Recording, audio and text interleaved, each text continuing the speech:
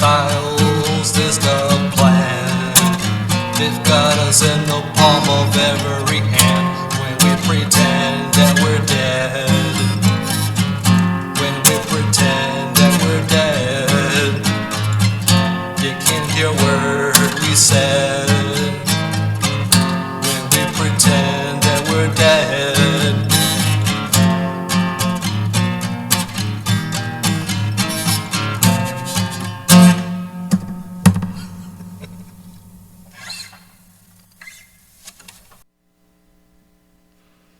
I'm back. The dreadful one. It's been a good minute. A lot has happened, since my absence. First of all, I wanted to just make a acknowledgement. That was my little tribute to L7, most notably Jennifer Finch, who passed away back in July, and was really bummed out to hear about that. It turns out the band is doing a last hurrah tour, and she didn't quite make it to obviously continue with this tour. The band themselves are actually coming to my city in October 22nd, so it will be really cool to check that out. L7 are one of those bands where they got a little bit of everything for everybody. Yeah, I mean, they got a little punk, grunge, rock, some metal elements. I mean, they were just an amalgamation of everything. So I'm an L7 guy. I've been a fan for a good minute over the years. Could have brought out the vinyl, but those bricks are heavy. So other notable things to kind of acknowledge, of course, and this one really broke me. Luke Holler of Sick of It All. This is the band that was very pivotal to the New York hardcore scene. I knew he was sick for a while. A lot of us were hoping he would pull through this time around. This is their first EP from '87. It's basically the same songs from the first demo from the year before. And rest in peace, Lou. Definitely something that anybody getting into hardcore, this is one of those bands you must know about. Also, and I just found out about Frank Beard of the fantastic ZZ Top. Long-time running band. We lost Dusty Hill back in, 21? And Frank, obviously Frank Beard, the one without the beard, as we all know. Great band. So, just Billy left in the trio. So, also, okay, this one here, I figured I should at least acknowledge because she made her own contributions with the music. She worked with Jen Steinman, so she had some of that grandiose stuff, especially in the peak of her career. And you're all lying if you've never sang Total Eclipse of the Heart while you're in the shower. I know you have. So Bonnie Tyler, rest in peace. Another one I didn't know was sick or some complications that went on. Either way, it's a bummer. And of course, this one here, I was going to show in a separate video. So Dave from the channel Heavy Metal Overkill sent me a few things. And again, that will be a separate video. But I figured this would be the appropriate video to show this particular item he sent my way earlier in the year. And it had nothing to do with Mike Browning's situation. And just happened to be part of the package. It's just weird fucking timing with this. But Dave, thank you so much for sending this my way. It's even more, I guess, sentimental now. So he sent me this photo card, autographed, which is from the Metalhead box. I don't know if the Metalhead box is still doing these autographed photo series, but these were really cool. This is the kind of thing that tempted me to want to subscribe to the Metalhead box, but I came back to my senses in my own kind of way. If you subscribe to it, cool, but I just don't need more knickknacks. Every now and then there's this particular exclusive that I'm like, oh god, I gotta have that. But drums and vocals, Dave included this note right here. It was a kind of a belated birthday thing, and so it's just a coincidence that Mike just happened to pass not too long after.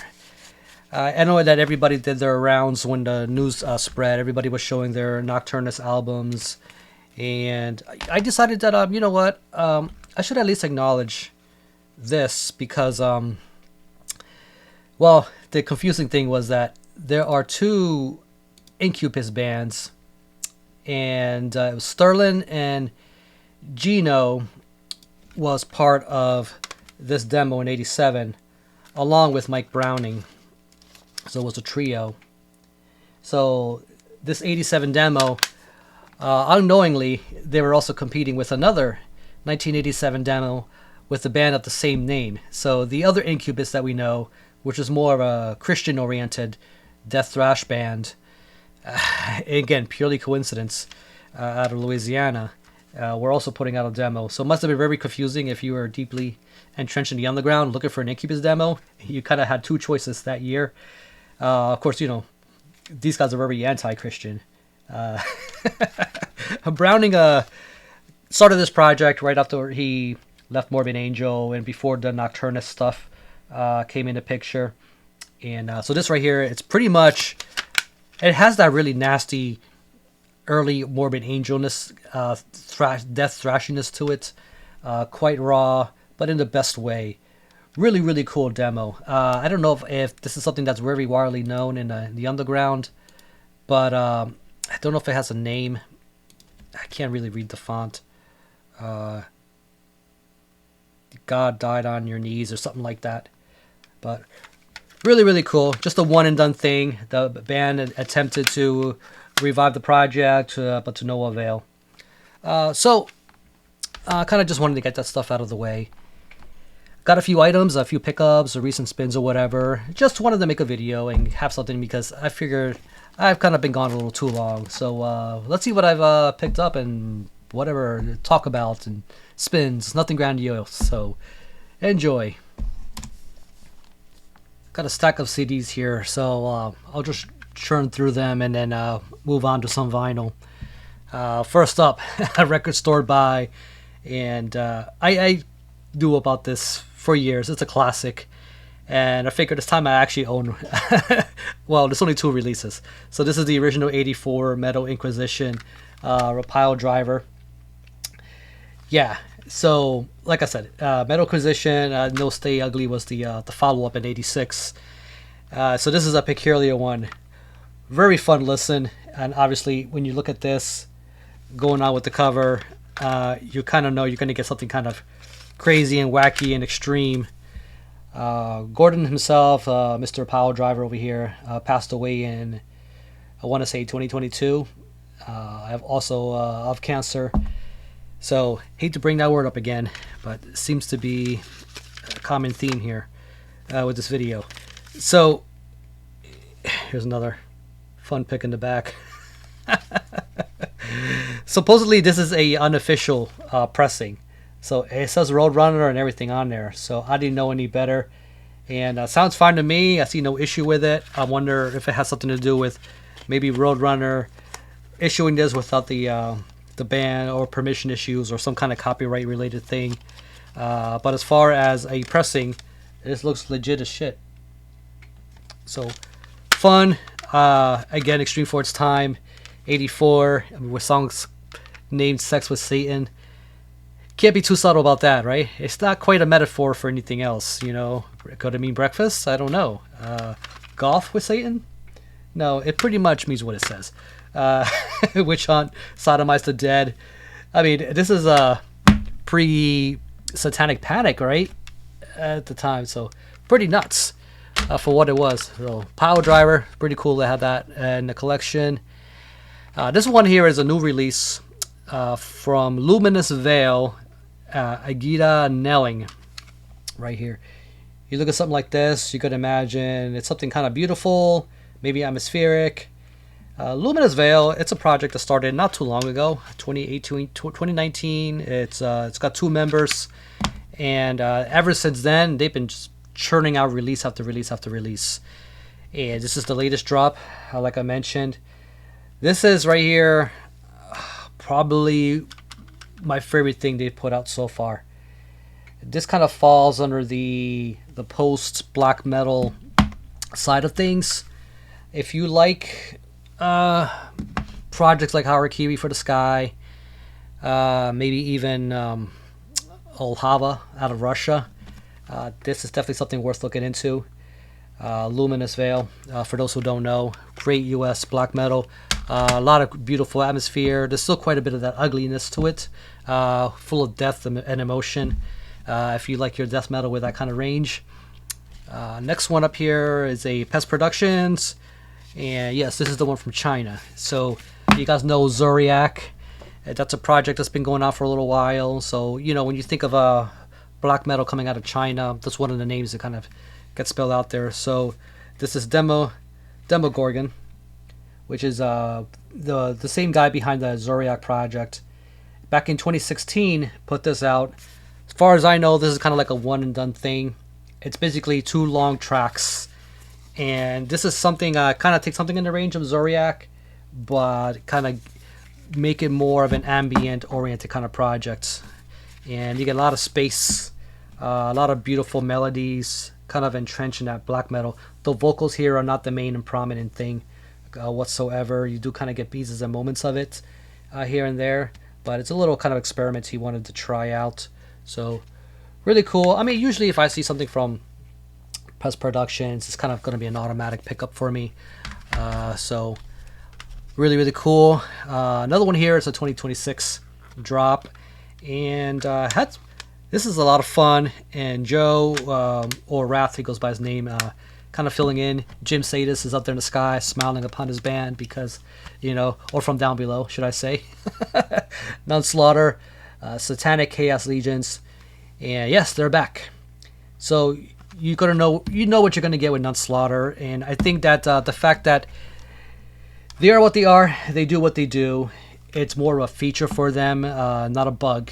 I think that there's a bit of a certain comfiness that comes with every Nunslaughter drop, and this is a band that never disappoints, but they never quite make the year endless. I feel like they are the kind of band that fits a certain kind of mold. They're not doing anything really gimmicky and flashy. They kind of play that really thrashy, old school kind of style of death metal that's kind of not quite cemented like the other bands. They kind of have their own thing kind of going on. It's got everything you want.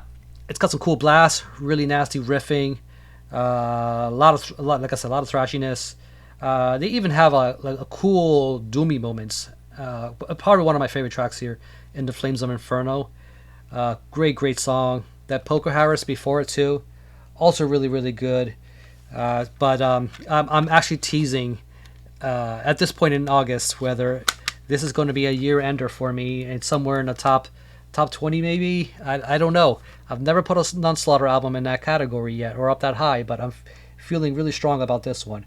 Great drop by Nunslaughter. Another one here is from May, and this is a black metal band out of Long Island, New York, and they've been around a little while, since 2011, something like that, and they're pretty much entrenched in the darkness. And these guys kind of they eat their dog food, meaning that they practice what they preach. And these guys are pretty much enveloped in the whole satanic element of black metal. Telek Volvin. And this is Towards the Inevitable.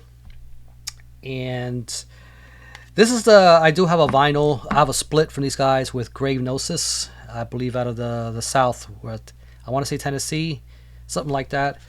And but these guys do a lot of live shows, but they don't really care for. I mean, they're independent. They're not really. As far as I know, never really been signed with anybody. They pretty much do their own thing whenever they want. They're not about overexposure. They're just doing what they love. As far as this CD wallet, I find these things annoying. But the fact that it seems like everybody's doing this kind of thing nowadays, or the eco wallets. So here is the disc. Pretty cool little design. Really small run, kind of independent thing. It's a Pro CDR, I want to say. I don't know if you can tell from here. It looks like it's silver, but it's really not. It's a Pro CDR, and they got there's like a little sleeve that kind of came attached with it with like lyrics and stuff. Pretty cool. If you see this around, should not be too difficult to find. I was actually pretty surprised how easy this was to find online. But this right here, I mean, this is pretty much speaks to a lot of the contemporaries and stuff that you love about U.S. black metal. These guys are not trying to reinvent the wheel. It's pretty much no frills black metal.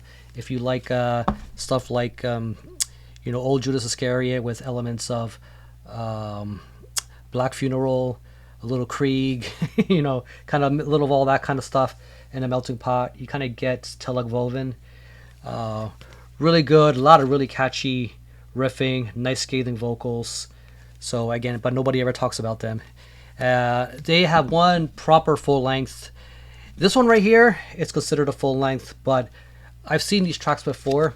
I think this is kind of a mixed bag. There might be maybe 2 original tracks on here, but it's all kind of just a hodgepodge of different singles and previous EPs and stuff so basically older material from the past few years, kind of combined into one. In my eyes, this is more of a compilation, even though they're calling it a full length, but it doesn't feel all too inconsistent, for what it is. So you may be none the wiser. Another one is classic band, and this is the latest one in their discography. And nobody out there sounds like the Cult. The Cult of the Cult. And this is the Under the Midnight Sun. Came out back in 22. And you know what? They still got it. They're still fucking awesome, man. Great production. As a matter of fact, this band has gone back and recorded this in Wales. What was the name? It was Rockfield Studios, where they recorded their very first album, which I thought was a really good move on their part. They kind of refresh it and bring back a little bit of familiarity from way back in the day, and just sometimes the bands need to do that. They kind of need to go back to their roots, and I figured, and bring back some of that energy. I feel it all over this. If I were to rank, just great rock albums so far in the 2020s, this would be up there. This is a formula that's tried and true, and they definitely know what they're doing. A lot of great, memorable hooks, great playing. I mean, it's the Cult. I mean, what can I say? I love that minimalistic kind of art and design. But it's another one of these little digipacks. That's why I keep this in a separate sleeve. So I'll have to deal with this shit every single time I want to pull it out. So another classic band, even more classic, I suppose. Deep Purple, Knocking at Your Back Door. And this is another greatest hits comp. I'm sure they've got quite a number of them. So basically, this is the best of Deep Purple in the 80s, which is a little deceiving because, well, it's true, but Deep Purple only put out 2 full lengths in the 80s, which was, what was it? It was Perfect Strangers, and what was the other one? It was, I want to say, it was a House of Blue Lights, and then they put out a live album after House of Blue Lights. So that's why you're going to see tracks like why is Smoke on the Water on this thing? Why is Space Trucking on this? Because they took it off the live album that they released in the 80s. So, yeah, really sneaky, guys, really sneaky. So 2 full lengths, a couple live ones, and you got yourself a compilation. But still fun, nevertheless. It's kind of a nice way to catch up on what the hell was Deep Purple doing in the 80s, you know what I mean? Especially if you kind of found yourself stuck or shoehorned yourself into their 70s catalog instead, and kind of want to visit that era of the band. So I also picked this up. So we're moving to another genre here, and this is a Subversion, The Winds of War. And this right here is pretty much dark wave. This is a project from John Kovayak, not quite sure how you say it. You might know him from London After Midnight. He played bass for them for a good while. I don't know if he did keyboards, but here he's pretty much an all-in-one package. This is a pretty difficult disc to find, but it was a cool little find at the record store. I knew it was a nice little gem from the past. This came out back in 1997, so this thing's almost 30 years old. It's kind of I feel like this is a more eclectic, deeper interpretation of the stuff that he was doing back in when he was with London After Midnight. It's got some cool ambient stuff in here, but also if you like your dark wave and your stuff very experimental, it's a cool little side project. The Winds of War. If you see it around for a decent price, definitely worth grabbing. And here we have Temple of Love, Songs of Love and Despair, and this is a 2026 release. And right there, that tells you Temple of Love. This is some kind of Sisters of Mercy worship thing, right? And funny enough, the vocalist behind this, she is from a Texas doom band called Witchcrier. So if you know that band, Witchcrier, this is a side project that they have, and but it sounds nothing like Witchcrier. This is more enveloped in the gothic side, the more post-punk side of things. This is more, I want to say, if I were to compare this, it's kind of like an amalgamation of, or influences of more like Gene Loves Jezebel. So if you like Gene Loves Jezebel, feels more like a tribute to that kind of stuff. A little bit of Mission UK, a little more of that experimental side of it. So it's kind of cool. And they're not reinventing the wheel with anything. I see this as more of a tribute album in my eyes. So Temple of Love, Songs of Love and Despair. So this should be still available on Bandcamp. It's kind of where I grabbed this copy. I really love the Witchcrier, so I kind of wanted to see what kind of other side projects they were working on, which was pretty cool. I got 2 Razor CDs, so I've been a little late on my Razor collection, especially some of the classic Shotgun Justice, which is fucking awesome. It doesn't get talked about as much as Violent Restitution. And obviously, in some of the earlier albums, I feel like the 80s was a really good run. But this period in the early 90s was very, very intense and strong for the bands. So this one right here, and also this one here, I think this is the one with the drum machine, Open Hostility. And this one right here also had redone artwork. Yeah, I think the original artwork didn't have as much violent shit going on, and they kind of just decided to pad it with more flames and just more fucking shit, because it wasn't violent enough, right? So, but this albums will definitely kick your teeth in, as they do in good Razor fashion. I feel like they kind of lost that touch on their last album, but this was a really good era for the band, and just really, really awesome fucking thrash. Kind of borders on just, again, just caving your skull in. And the last 2 over here are recent Iron Fortress pickups. I've been eyeballing this because I've been wanting these on CDs. One of these I had on vinyl, and the other one I didn't have at all. And that was, of course, Japan's melodic death metal, should I say legends? I mean, they're pretty much very entrenched in the underground, and I feel like they don't really give a shit what they're labeled as. These guys just plays fucking killer riffs, killer fucking melodic death metal. And Banquet in the Darkness, 2002, 2003, I think, when this thing dropped. And I figured this was definitely worth owning on CD. So cool little pickup. I think Iron Fortress still has copies. And we also have the last one they put out back in 2008, Ultimate Instinct. And I figured they're not very consistent with their logos, are they?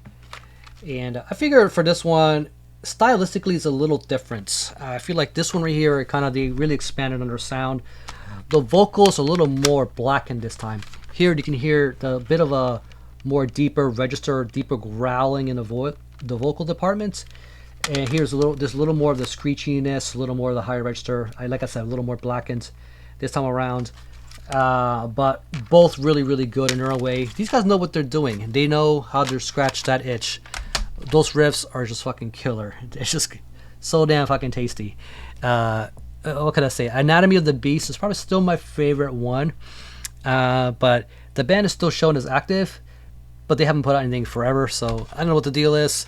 I kind of lost hope in these bands ever coming to the US to come into play. At least I've not heard any rumors about it. It'd be fucking great if, they kind of got on a jet and, came back to the US.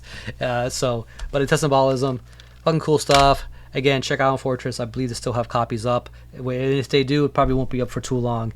So get on that if you have not gotten yourself some copies of this. So let's move on to some vinyl. Okay, these two right here are from Prosthetic Records sale, and they were cheap. That's why I picked them up. So I've not been in a very big progressive metal kick lately, but I did enjoy the first Exist album. I think it was called Egoist, and I just come to find out they just dropped a new EP. So this is their second full length, Hijacking the Zeitgeist. And this right here, limited edition Cell Slime Green.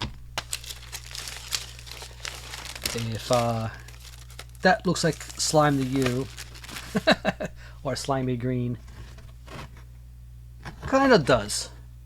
But I'm from the Nickelodeon slime generation. I feel like it needs to be more slimy, but I'm not an expert on record manufacturing and how difficult that would be. But I guess it's slimy enough. There's quite a bit of it here. But yeah, very modern, very catchy, a lot of cool little off-time signatures. You know, Max Phelps, the guy behind this band, has done stuff with Cynic, for example. So that makes sense. I actually got to meet him at the Death to All show. He's pretty much, when he's not doing the Exist stuff, he's basically invoking the spirit of Chuck Schuldiner on stage. And I gotta say, that show blew me away. It was cool to see DiGiorgio and Hoagland back up there on stage and playing the old Death stuff. And you know, a guy like Max, I feel like he was the youngest one in that band. He was a guy who was born after Scream Bloody Gore was already released. So, and right before Leprosy came out. So I feel like, in a way, he was born to kind of take on the mantle of Chuck and play his material sometime in the future when Chuck will be no longer with us.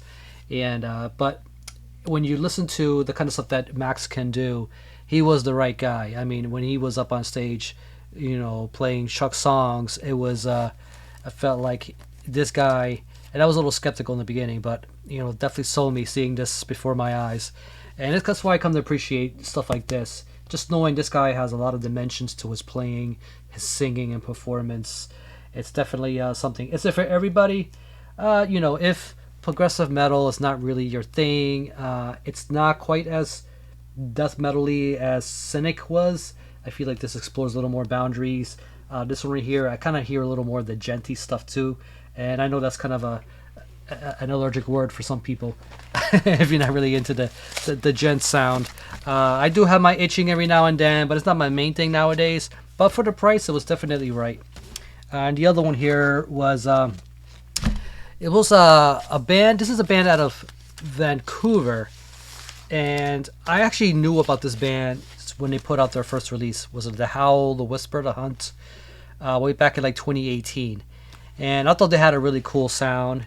Still rather modern. It had a very but still kind of a home studio kind of a feel to it.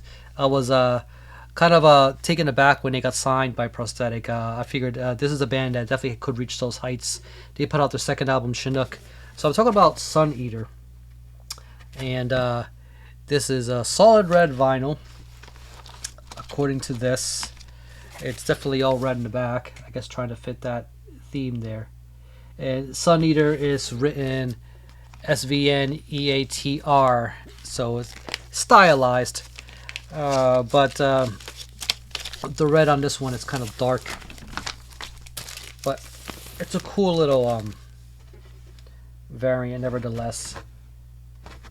Yeah, it's a very dirty red. So what do I think of this?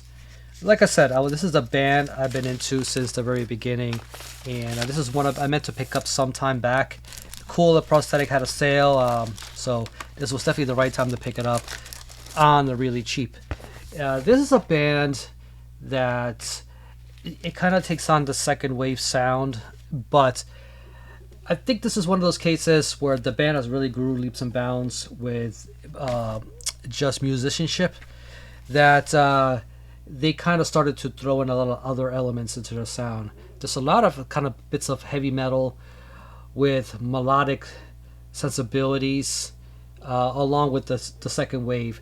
There's a lot of screechy black metal vocals going on, but in moments of kind of like clean vocals kind of thrown in there.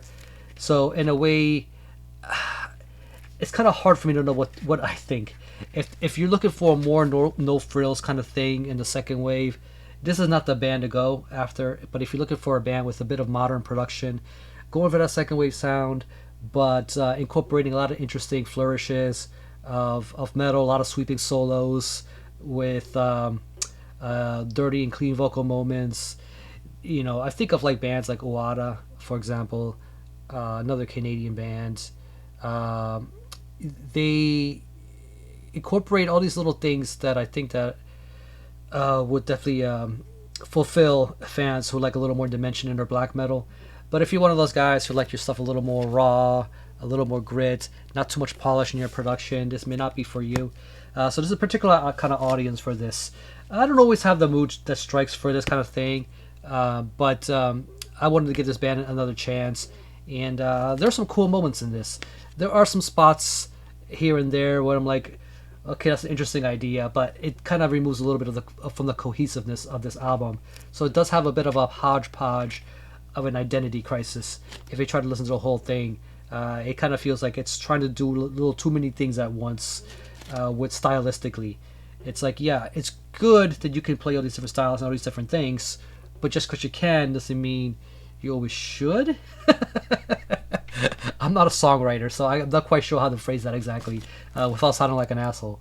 But yeah, really good for the right price. But you know, album of the year material? No. I mean, this is well, you know, what came out 2024, or yeah, I think it was 2024. But nevertheless, interesting band. But this has just intrigued me enough to know what they're gonna do next and where do they go from here. They definitely got talent. They got the chops.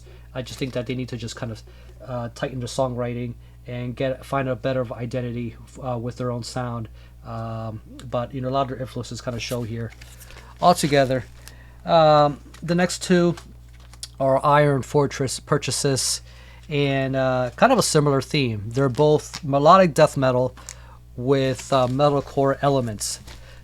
Did I just hear a sneeze? A lot of you are allergic to that word. Anything with the word core in it, and I think that this right here, I'll start with this one. This is from Syracuse, and Syracuse is a huge scene for the core sound, metalcore sound. This is Azsham, A-Z-S-H-A-M. Sometimes it's written as Sahara. This came out. This is an EP that came out last year, and really good production. This has a lot of cool melodic death metal, but this definitely has a stronger core element in a lot of areas.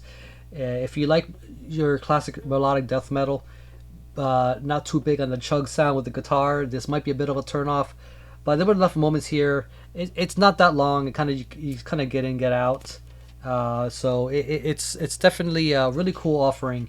That Iron Fortress did not have them on there for no reason. These guys are definitely talented, and it definitely got me moving. So Azsham definitely was a great pickup.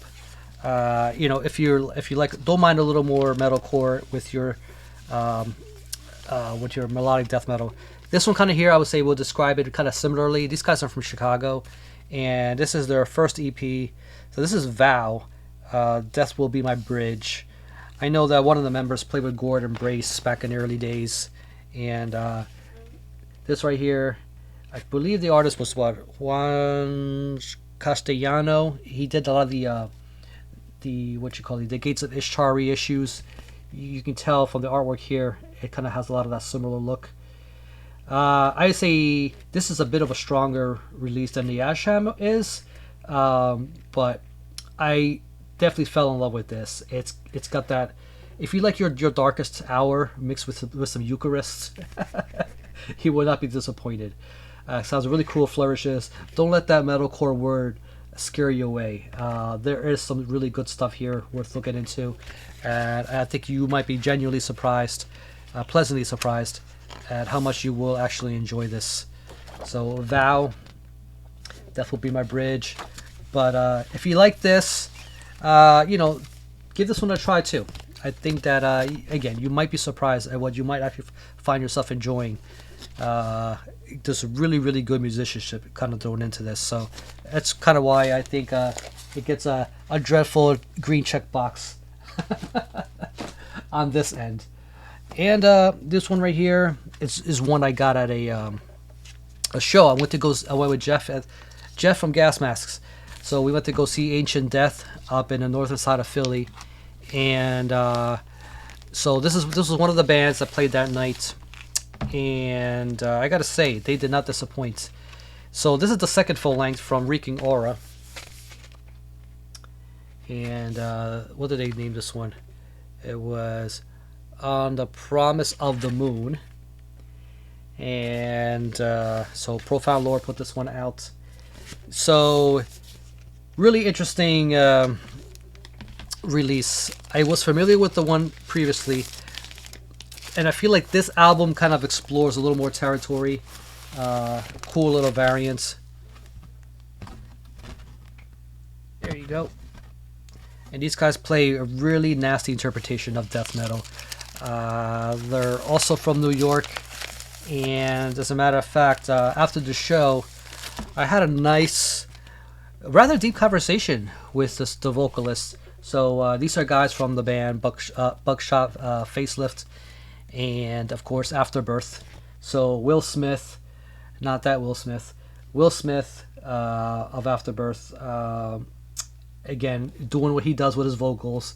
A guy has a very disgusting register with the way he does things. It's amazing just watching it live. And it was no different here than the stuff he does with Afterbirth. Reeking Aura, I think, kind of really fit. Another outlet for him. When it's still on the brutal side, but it explores things that Afterbirth wouldn't do. As a matter of fact, one thing that I noticed during the performance was that the tone fit really well for something like doom metal, and I just kept processing that. I was like, this has a very doomy tone for something that's kind of supposed to be death metal. And when I got talking to Will at the merch table, we kind of just got into talking about old school death metal and a lot of other things. And then I brought up the doom metal thing. He's like, "Oh yeah, our guitar player is really into fucking My Dying Bride and shit." I was like, "Really?" And lo and behold, it's actually Rick Habib from Grey Skies Falling. I didn't do my features at all when it came to this, because I fucking love that band. And it never occurred to me that was him up on the stage playing for Reeking Aura. But I love the melodicism kind of thrown in this, a lot of cool atmospheric moments, but never lets go in the brutality along with this. So really cool talking to Will, and happy to support. But Reeking Aura is one of my favorite releases this year, so it's definitely a pleasant surprise. And so, not to keep this video for too long, this right here is probably my favorite reissue this year, and this is one it's been sought after for me. I know I've been looking for this CD somewhere in the wild. I pretty much gave up, and I was pleasantly surprised that Grindfather last year reissued this on vinyl, and happened to find out that Gurgling Gore had a copy of CSSO's 1996 album. CSSO, for those who don't know, is Clotted Symmetric Sexual Organ, and this is called Naugro Lauxis the Eighth. Kind of annoying to say. I'll just put it down here. It's pretty much how do I put it? This is some of the most insane grindcore you will ever hear. I remember getting into these guys back in the late 90s, and grindcore from Japan, by the way. They released 2 full lengths, this one and then another one called Are Your Excrements with a question mark. Not too long after that, they released a slew of EPs and splits. I mean, these guys have a gigantic discography if you count all the smaller stuff, but this right here says fuck you to all conventions. It's pretty much has insane twists and turns.